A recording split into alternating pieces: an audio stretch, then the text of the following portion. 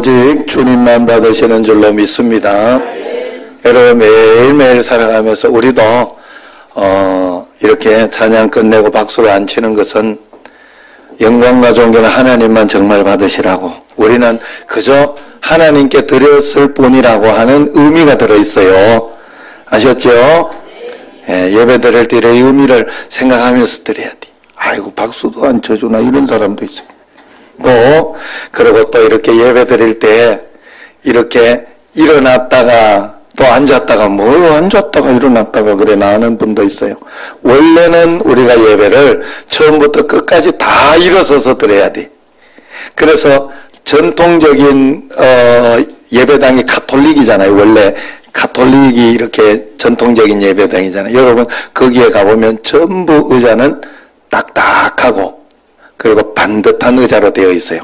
편안하게 앉아있도록 우리가 지금 여기에 사실은 변형된 거예요. 그렇게 앉아있도록 안 만들어놨어요. 하나님께 예배드리면서 내가 왜 이렇게 내 편하라고 예배드리는 게 아니거든요. 하나님께 영광 돌리는 거예요. 할렐루야. 야, 그러면 하나님이 너무 이기적인 분이 아니신가 이렇게 생각이 되어도 참 신기한 건 하나님은 사람을 그렇게 하나님께 영광 돌리며 살아갈 때 가장 행복하고 가장 복되고 그리고 가장 풍성한 은혜를 받으면서 축복을 받으며 살도록 그래 만들어 놔버렸네. 그래 만들어 놓은 걸 어떻게 하겠어요? 하나님이 만들어 놓은 법칙이에요. 그래서 여러분 우리가 하나님을 떠나서는 살 수 없어요. 행복할 수 없어요. 여러분 아무리 애가 잘 나고 돈도 많고 아무리 그렇게 해도요, 자식이 가정을 떠나가지고 자기 혼자 그냥 고아로 산다. 행복할 수 없어요. 좋을 수 없어요.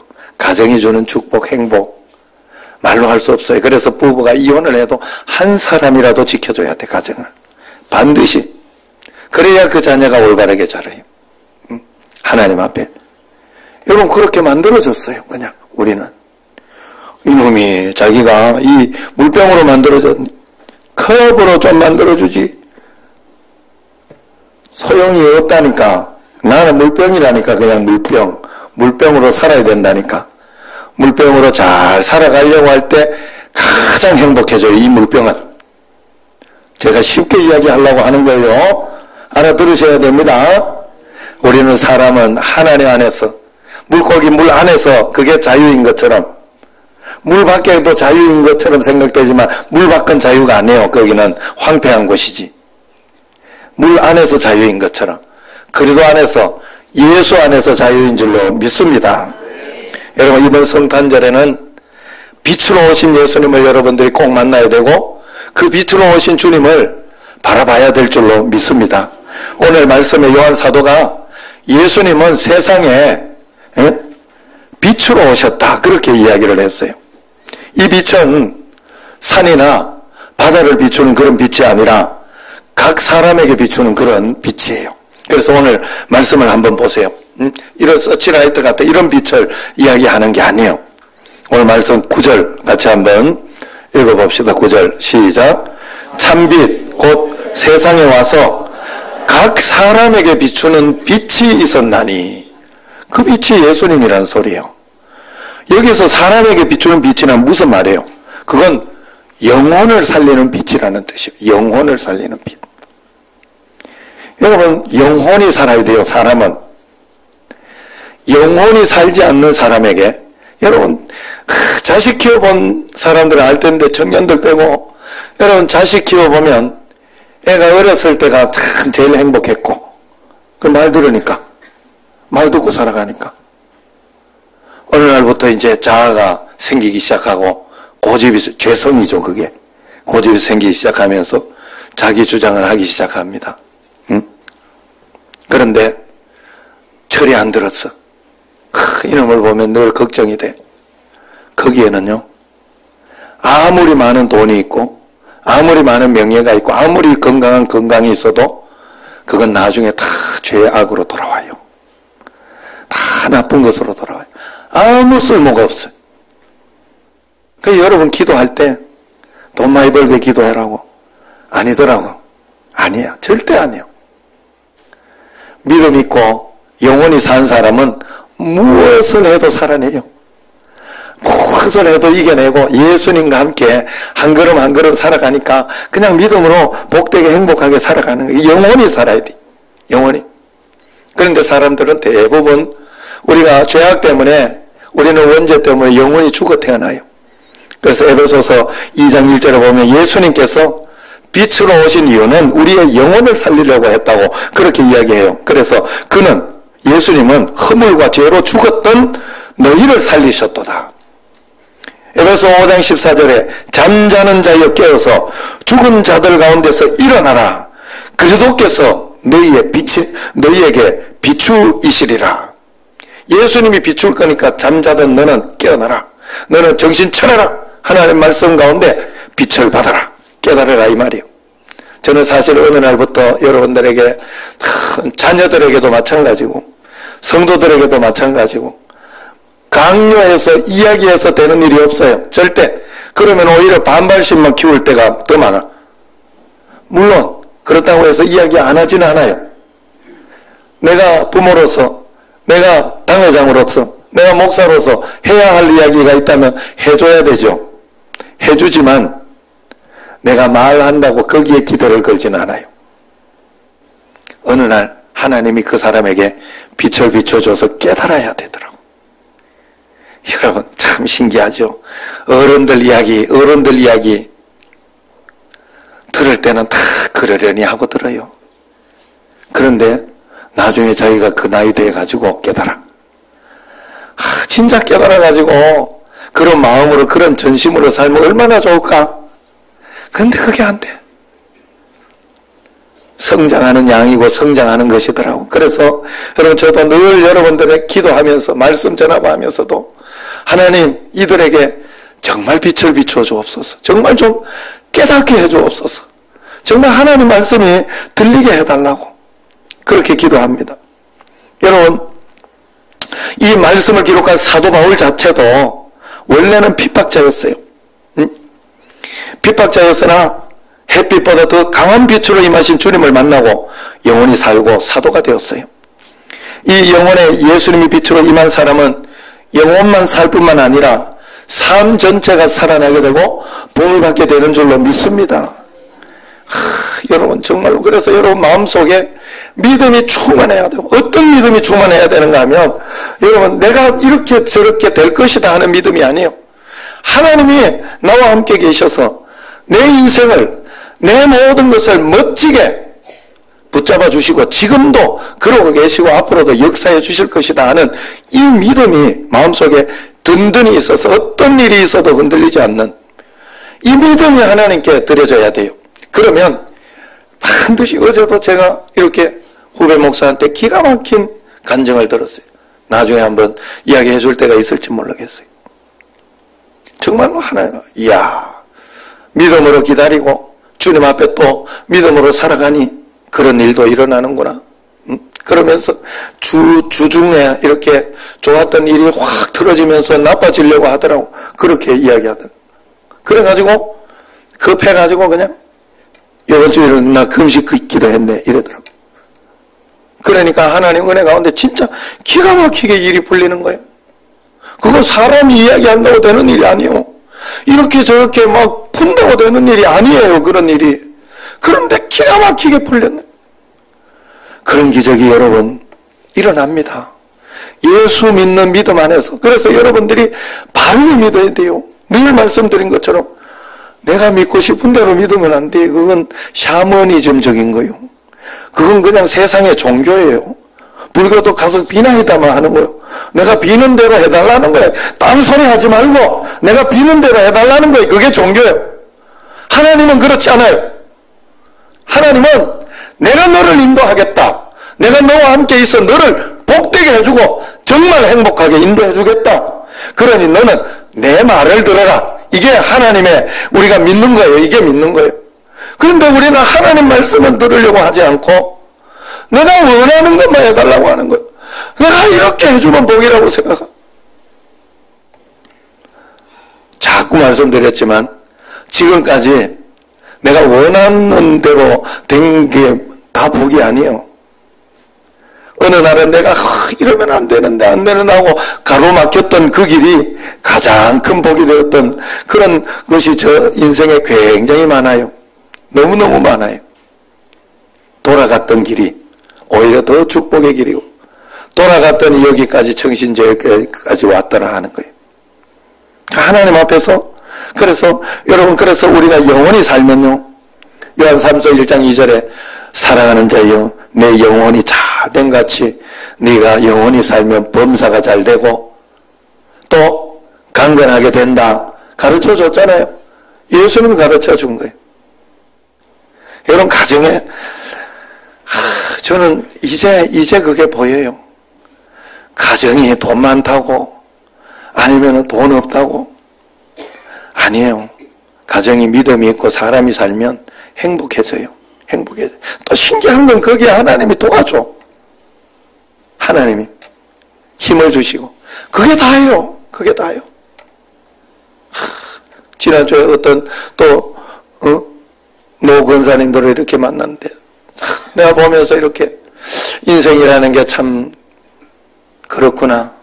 인생이라는 게 참 내 마음대로 다 되는 것도 아니고 한 걸음 한 걸음 주님과 함께 그렇게 살아가다가 끝나는 거구나. 이런 마음이 들더라고. 여러분, 정말 우리가 하나님 앞에서 정말 복된 것은 다른 것에 있는 게 아니에요.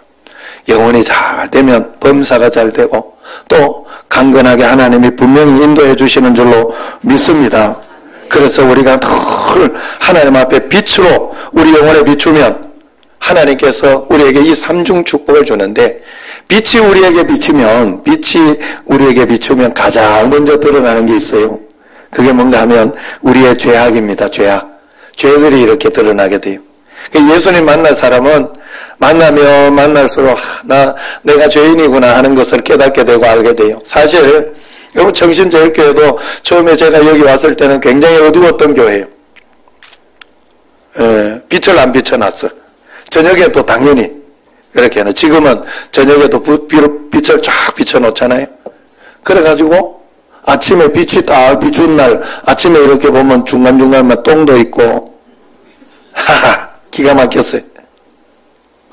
그리고 여기 막 그 관찰 카메라에도 나왔었대. 우범지대로.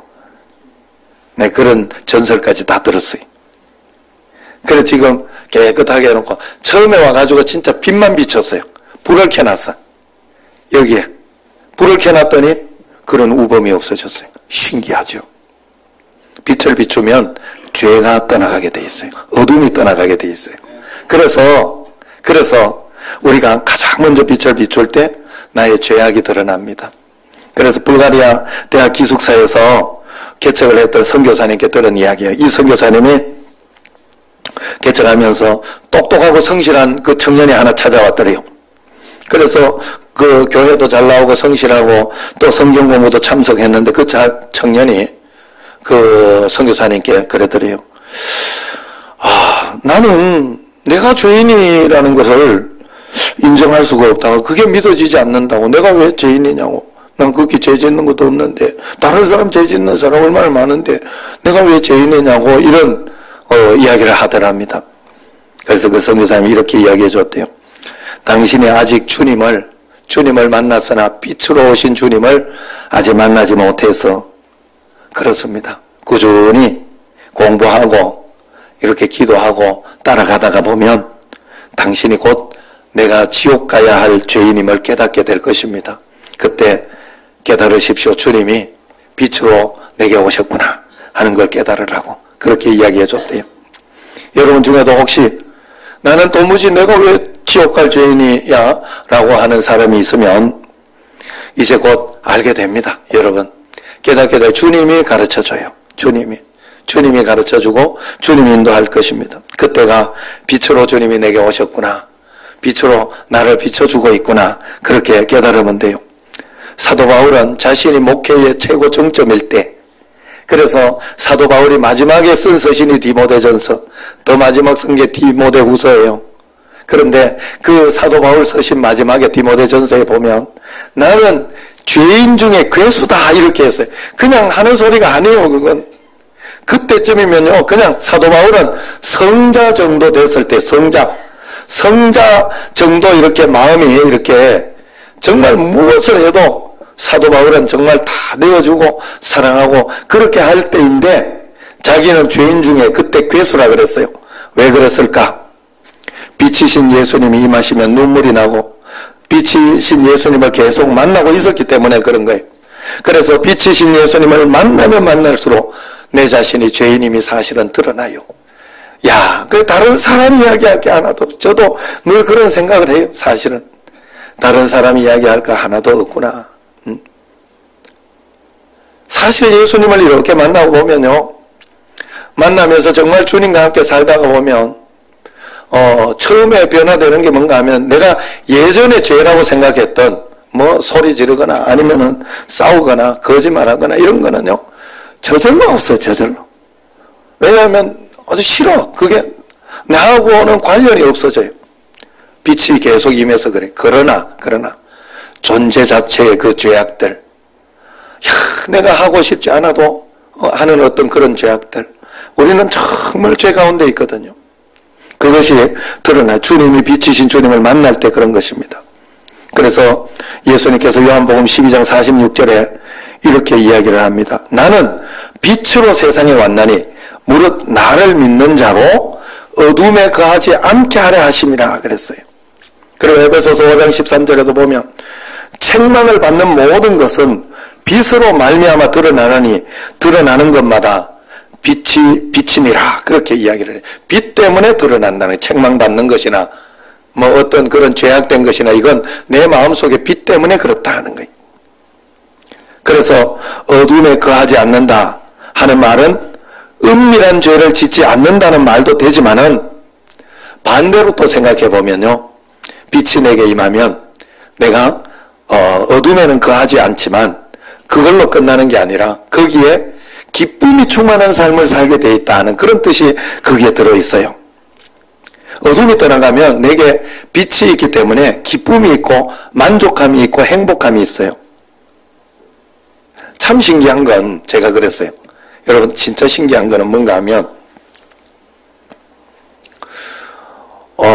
옛날에는 막 어려운 일이 닥치고 힘든 일이 닥치면 내 죄가 먼저 생각이 났어요. 내가 잘못해서 그런가 보구나. 막 그런 어떤 생각이 들고 또 그 하나님 앞에서 그런 마음으로 이렇게 회개하고 그랬는데 요즘 같은 경우에는 그것보다는 그것이 먼저 생각나는 게 아니에요. 하나님 앞에 내가 하나님 앞에 정당하고 그리고 내가 주님 앞에서 복되게 이렇게 내 삶을 살아가고 있을 때 마음속에 어떤 마음이 드는가 하면 담대함이 생겨요. 담대함. 하나님 또 뭔 복을 주시려고 이러나 또 이거 내 이겨낼 수 있다. 뭐 걱정할 일 아니다. 하는 그런 마음으로 당당하게 되더라고. 참 신기해요. 그게 다예요, 여러분. 예수님 안에 거하면 하나님이 기쁨을 주셔요. 만족감을 주시고 환경은 어렵고 답답하고 힘들고 그렇게 하지만 그것 때문에 걱정하거나 두려워하는 것이 아니라 주님과 함께 담대하게 같이 당당하게 기쁨으로 살아가도록 주님이 해주신다 하는 거예요. 그래서 기쁨이 생겨요. 예수님 빛으로 임하면. 오순절 마가다락방에 성령 임했을 때 성도들이 크게 기뻐하였던 것 같습니다. 그래서 사도행전 2장 46절을 보면 그 빛을 받은 성도들이 날마다 마음을 같이하여 성전에 모이기를 힘쓰고 집에서 떡을 떼며 기쁨과 순전한 마음으로 음식을 먹는다. 기쁨과 순전한 마음으로. 또한 사도행전 8장 8절을 보면 빌립이 사마리아 성에 가서 전도를 했을 때 그 성에 큰 기쁨이 있었더라 하는 말씀이 나와요. 또 사도 바울은 비시디아 안디옥에 가서 전도를 하다가 쫓겨났지만은 그때도 거기에서 기쁨이 충만했다 이야기를 합니다. 그래서 사도 바울은 감옥에서 고난과 능력을 내가 당하였으나 기뻐하라 그렇게 이야기를 했어요. 빌립보서 이와 같이 너희도 기뻐하고 나와 함께 기뻐하라. 4장 4절 주 안에서 항상 기뻐하라. 내가 다시 말하노니 기뻐하라. 이렇게 기뻐하라고 이야기했을 때가 사도 바울이 로마 감옥에 있을 때예요. 에베소서, 골로새서, 빌립보서, 빌레몬서 이게 로마 감옥에 있을 때 쓴 편지 옥중서신이라 그래요. 그런데 사도 바울은 거기에서도 너희들은 내가 기뻐하는 것처럼 너희들도 기뻐해야 된다. 예수 안에 있는 자는 기쁠 수밖에 없다라고 그렇게 이야기를 해준 겁니다. 여러분 C.S. 루이스라고 알죠? C.S. 루이스 기독교 이제 작가이죠. 그가 천국과 지옥의 이혼이라는 그 작품에서 천국문에 서 있는 수위를 소개합니다. 이 수위는 천국에 오는 사람들에게 한 가지 질문만 한다 그래요. 천국문 앞에서. 당신은 예수님을 알게 됨으로 참을 수 없는 기쁨을 가지고 있습니까? 여러분도 이제 천국 가야 되니까 천국문 앞에서 이 질문에 대답을 준비해야 할 것입니다. 아우, 고생만 하고 왔어요. 세상, 아이고, 지겨워. 그러고 가면 안 된다는 거예요. 그러면, 너, 당신 안 믿는 것 같다. 이렇게 돌려보낼지도 몰라요. 예수님이 함께 있으면, 예수님께 모든 것을 맡기면, 여러분, 만족함과 기쁨은 반드시 찾아오는 줄로 믿습니다. 여러분, 그래서 우리가 하나님 앞에서 햇빛보다 더 밝은 빛이 우리 안에 머물고 있도록 해야 돼요. 그래서 사도 바울은 우리를 빛의 자녀라 그렇게 이야기했잖아요. 사도행전 5장 8절에 너희가 전에는 어두움이더니 이제는 빛이라, 주 안에서 빛이라, 그러니 빛의 자녀들처럼 행해라 이야기를 합니다. 우리가 빛의 자녀라는 것은 사람들의 눈에 빛처럼 느껴지는 삶을 산다는 그런 뜻입니다. 그래서 마태복음 5장 16절에도 보면 이와 같이 너희 빛이 사람 앞에 비치게 하여 그들로 너희 착한 행실을 보고 하늘에 계신 아버지께 영광을 돌리게 해라 그렇게 이야기를 했어요. 그래서 아내들에게도 아내들이여 너희가 너희 착한 행실을 보고 남편이 예수 믿게 해라 이렇게 이야기했어요. 성경에는 그렇게 이야기하고 있어요. 그래서 알렌 크라이더의 그 회심의 변질이라는 책을 보면 초대교회에는요 신자가 되기 위해 예수님 믿기 위해서 굉장히 힘들었다고 해요. 왜냐하면 예수님을 믿으면 신자가 되면 재산도 세상 지위도 다 잃게 되고 목숨까지 내놓아야 하는 그런 처지에 된다고 해요. 그게 초대교회. 그런데도 신자가 되겠다고 하면 이 사람이 내부 침입자는 아닌지 이 신고하려고 여기에 들어온 것은 아닌지 그 의심부터 받아야 하고 회심의 확인을 하기 위해서 훈련과 검증 절차가 3년이 갔다고 그래요. 그 검증은 진정한 거듭난 자의 삶을 살게 되었는지 확인한다고 그래요. 그래서 이 사람이 거룩한 사람이 됐는지 가난한 자를 돌보고 있는지 아니면 병든 자를 방문하고 나그네를 대접하고 있는지 원수를 용서했는지 가족과 친구 이웃에게 그렇게 확인받는 시간이라 합니다. 이렇게 예수 믿는 것이 힘들면 누가 믿을까? 그렇게 쉽지만은 참 신기한 건 초대교회 교인 수는 갈수록 늘어났다는 거예요. 4세기 초까지 기독교인의 수가 폭발적으로 성장한 것은 경이롭기까지 합니다. 도대체 재산, 지위, 생명을 잃는 그런 위험한 일임을 아는데도 불구하고 그들은 하나님께로 이끈 그 그리스도인의 매력은 무엇이었을까? 그것은 바로 그리스도인들이 참으로 거룩한 삶, 용서의 삶, 사랑의 삶을 살았기 때문입니다. 초대교회 문서들에는 전도하라는 말이 거의 나오지 않습니다. 왜냐하면 전도 잘못하다가 끌려가서 그냥 죽으니까 그런 소리 하지 않아요. 그러나 전도는 그리스도인의 전도는 말이 아니라 구별된 삶으로 전도해야 된다라고 이야기를 하고 있어요. 그래서 그 키프리안의 저서 키리누스에 보면 이런 이야기를 합니다. 여러분의 빛을 사람들에게 비추십시오. 우리는 말이 아니라 행동으로 말해야 됩니다. 그렇게 이야기했다고 합니다. 성 프란시스도 이렇게 이야기를 했어요. 항상 복음을 전하십시오.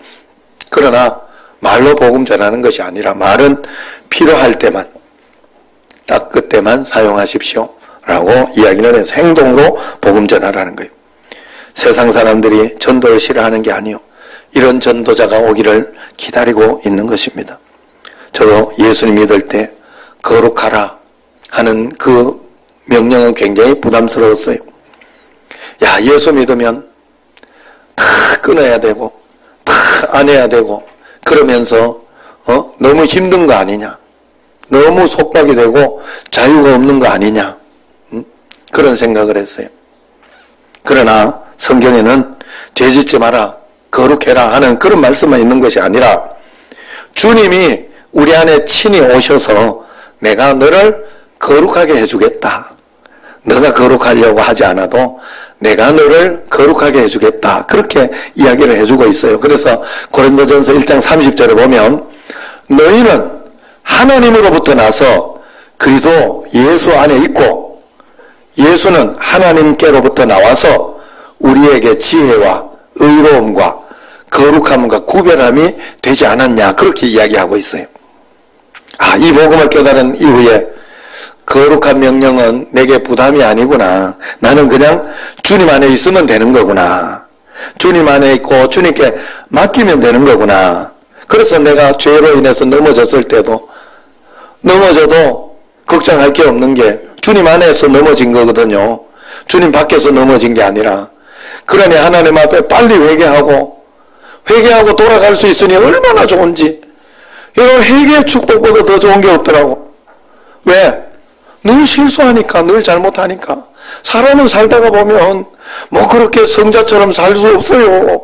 어떻게 그렇게 살아? 성자처럼 살 수는 없지만, 그렇지만 예수님 말씀대로 살아보려고 내가 계속 노력은 할 수 있잖아. 계속 하나님 앞에 뜻대로 살아보려고 애를 쓸 수는 있잖아요. 그리고 그렇게 사는 거예요. 그렇게 하나님 앞에서 다시 회개하고 기도하고 그렇게 했을 때 하나님께서는 더 은혜롭고 복되고 더 복되고 그런 삶을 하나님이 인도해 주시더라. A+ 학점을 보장받고 공부하는 그런 학생의 심정입니다. 왜? 보장받고 공부하는. 우리는 예수님께서 도와준다고 했으니 여러분 가정의 행복은 보장받은 거, 예수님 주 안에서 예수님 말씀대로만 살려고 하면 안 살려고 해서 문제가 되는 거예요. 안 살려고 해서. 말씀대로 안 살려고 해서. 그저 그렇게 하기도 해. 응? 우리 애들이 크면서 그러더라고. 강요 좀 하지 마라. 강요 좀 하지. 응? 억지로 시키니까 더 하기 싫지 않냐. 그런데요, 여러분 잘 생각해야 돼요. 반대로 생각하면 그 억지로 시키는 것 때문에 내가 폐암도 안 걸리는 거예요. 그 억지로 시키는 것 때문에 내가 복을 받는 거예요. 그래서 제가 그 이야기를 해줘서, 야, 교회 성도님들, 장로님, 안수 집사님, 권사님, 집사님 다 억지로 해서 복 받고 있어. 다 하고 싶어가지고 하는 사람 없어. 억지로 말씀이니까 안 된다고 하니까 억지로라도 새벽 기도하고 억지로라도 그러면서 복 받는 거예요. 여러분 사실 알고 보면. 여러분 사실 하나님이 우리에게 자유를 주셨기 때문에 절대로 우리는 죄를 지을 수 있는 자유까지 있어요. 저는 내가 중학교 때 내가 분명하게 생각이 나요.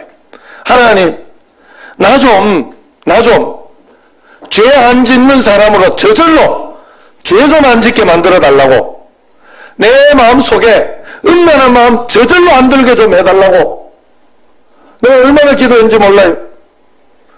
안 해주시더라고 하나님이. 왜? 자유는 그런 것이 아니기 때문에 그래요. 참 하나님 앞에 드리는 건 그런 것이 아니기 때문에. 그래서 내가 그렇게도 원하던 것을 억지로라도 통제해주면 고마운 일이지, 사실은 알고 보면. 몰라서 그런 거지. 나는 어차피 여러분 율법과 복음의 차이는 딱 거기에요. 율법과 복음이 뭐 다른 곳에 있다고 생각하면 착각이에요. 복음은 내가 자유롭게 율법을 지키는 거예요. 내 자유로 율법을 지키는 거예요. 그게 복음이요. 다른 게 없어요. 그래서 예수님 진짜 믿는 사람은 점점 더 착해져야 맞아요. 물론 지혜로운 것과 어둔한 것은 구분하지만 예수님 믿는 사람은 점점 더 선해져야 맞아요. 점점 더 사랑이 풍성해져야 맞아요. 점점 더 싸울 거를 참아주는 게 맞아요. 그게 예수님 잘 믿는 거예요. 복음과 율법을 착각하시면 안 돼. 그래 여러분, 우리가 하나님 앞에 주님께서 우리에게 거룩한 빛으로 우리에게 임하였을 때 우리에게 대표적으로 맺히는 열매가, 여러분에게 열매가 있어야 하면 그건 사랑의 열매일 겁니다. 예전에는 이런 게 믿고 막 속상하고 그랬는데 점점 사랑의 열매로 내게 맺힌다. 내가 예수님이 내 안에 있구나. 내가 예수님과 함께 살고 있구나 생각하면 돼요. 그런데 하나님은 나를 저절로 하나님을 사랑하게 안 만들었더라 하는 거예요. 하나님을 거부하고 마귀를 택할 자유까지 주셨더라 하는 거예요. 왜 그렇게 하셔야만 하셨을까? 진정한 사랑을 하려고 하면 반드시 그 자유가 있어야 되거든요. 그게 진정한 사랑이거든. 내가 진짜 믿는 거고 진짜 사랑하는 거거든. 강제로 하나님을 사랑하게 하거나 로봇처럼 하나님을 사랑하게 하면 하나님이 그걸 받는다고. 로봇이 여기 앉아가지고 당신 영화 돌립니다. 당신 영화. 맨날 그 소리 듣는다고 생각해봐요. 그게 기쁘고 즐거워가 아니잖아요. 여러분, 어느 날 자식이 깨닫고 와서 아빠 사랑해요. 엄마 사랑해요. 정말 이렇게 하셨군요. 존경합니다. 이렇게 이야기를 할 때가 가장 감동적이고 좋잖아요. 저절로 하는 것은 아니잖아요. 그래서 자유가 있어야 하는 거거든요. 여러분, 예수님이 빛으로 오셨다면 왜 어떤 사람은 이 빛을 만나지 못하고 그렇게 세상 사람들은 그렇게 살아갈까? 왜 세상만 바라보며 그렇게 살아갈까? 이유는 한 가지예요. 하나님 바라보지 않고 세상을 바라보며 살기 때문에 그래요. 여러분, 정말 우리는 세상을 굉장히 많이 바라봐요. 청년들이나 학생들도 이렇게 보면 손에 쥐고 있는 게 그냥 늘 게임이야. 게임. 그냥 유튜브. 하나님을 그 정도만 바라봤다면 뭐가 뒤집어져도 확 뒤집어졌을 거예요. 그런데 그게 안 돼. 그게 안 돼. 내가 뭘 지금 계속 집중적으로 바라보고 있는가를 내가 알아야 돼요. 나를 자신을 볼 줄 알아야 돼요. 정말 내가 하나님 앞에 매일 하나님 앞에 기도하고 말씀을 읽고 하는 것도 내가 양심적으로 하나님 앞에 양심적으로 TV 보고 내가 다른 거 보고 그런 시간을 내는 데는 굉장히 말이 할애하면서 하나님 앞에 드리는 하나님을 바라보는 시간은 이렇게 내가 안 갖는구나. 내가 양심적으로 미안하다. 그래서 히브리서 12장 2절에 믿음의 주요 온전하게 하시는 이인 예수님을 바라보자. 그렇게 이야기하잖아요. 예수님을 계속 우리가 바라보면 분명히 하나님은 여러분을 도와주시고 깨닫게, 사람은요 깨달으면 내가 정말 이거는 나쁘다. 그러면 언젠가는 끊게 돼 있어요. 그거 나쁜 걸 계속 나쁘다 알면서 계속 막 그러지 않아요. 나빠도 다른 놈도 다 그래 하는 걸 이러면서 자기 정당화를 시켜서 그렇게 나쁜 짓을 하는 거지. 이건 안 되겠구나. 깨달으면 바뀌게 돼 있어요. 사람은. 그래, 빛이 비춰야 돼. 빛이. 그건 주님을 바라볼 때 깨닫게 됩니다. 비추게 돼 있어요. 오늘 성탄절, 오늘이 아니라 이번 성탄절 25일 예수님 생일 축하하는 시간이 아니에요. 사실은. 그냥 그렇게 의식을 가지고 하는 거지만 예수님은 영원전부터 원래 계셨잖아. 원래 계시던 예수님이 육신으로 오셔서 우리에게 참 빛을 비춰주려고 오신 그걸 축하하는 거지. 사실은. 원래 계신 예수님이 우리로 하여금 정말 복된 삶을 살아갈 수 있도록 하나님은 우리에게 인도하는 그것이 우리에게 진짜이다. 그 의미가 진짜다 하는 거예요. 그러므로 빛으로 오신 주님을 비추는 날을 예배하는 게 바로 오늘 의미입니다. 성탄절에 빛이신 예수님을 바라보며 여러분 꼭 오시기를 바라요.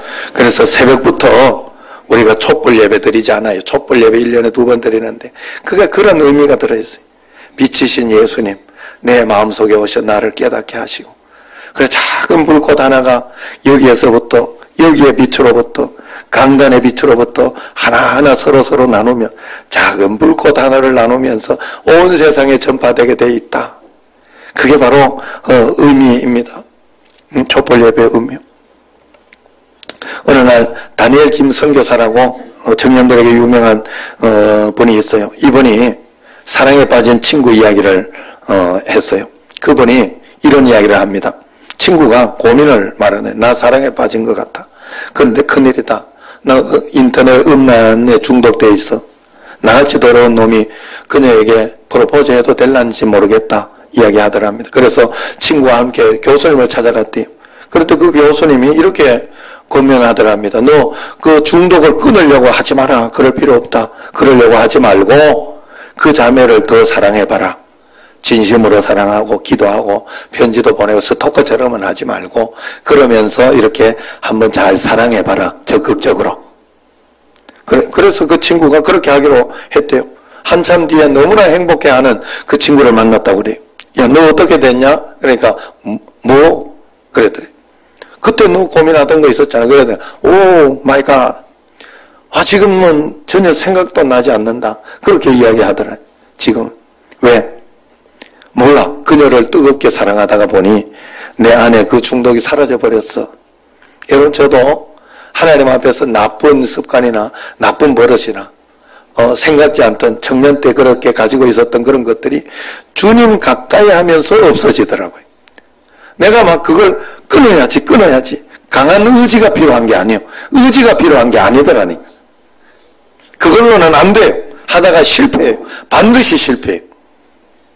그러나 점점 더 예배 가까이, 말씀 가까이, 점점 더 주의 말씀대로 살아봐야지 하면서 회개하고 그러면서 살다가 보니 어느 날 없어져 있어. 그건 아무것도 아니에요. 내가 이번에 여러분 가정에서도 마찬가지. 아내한테 큰 소리 안 쳐야지. 참아야지. 안 됩니다, 여러분. 참다가 반드시 더 크게 폭발해요. 그게 인생이에요.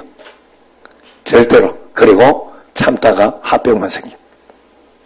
차라리 그러지 말고 주님 가까이 가세요. 그러면 주님께서 소리 질러도 또 회개시키고 또 다시 마음을 바꿔주셔서 그 다음에 바꾸게 만들어요. 그러면서 어느 날 나도 모르게 그런 건 없어져 있어요. 그게 믿는 거예요. 빛이신 주님과 사는 거예요. 여러분 우리가 진정 하나님을 사랑해야 되면 미움, 원망, 마음의 상처에서 반드시 벗어나게 돼 있어요. 건강한 가족과 친구, 동료와의 따뜻하고 친밀한 관계, 교회의 성도들과의 관계, 어떤 그런 것은 마약보다 훨씬 강한 행복이 그 속에 들어있어요. 우리가 진정으로 주님을 사랑하게 되면 돈, 권력, 쾌락, 술과 방탕에서 벗어나게 돼 있어요. 성탄절의 축복은 바로 그 놀라운 하나님의 사랑이 우리 영혼에 부어지는 그런 축복인 줄로 믿습니다. 그러니 어찌 우리가 진정으로 하나님을 사랑하고 만나지 않을 수 있겠습니까? 정말로. 여러분 참 신기해요. 주의 말씀대로 살려고 하면 속박되는 것 같은데 진짜 자유함을 가지더라고. 진짜.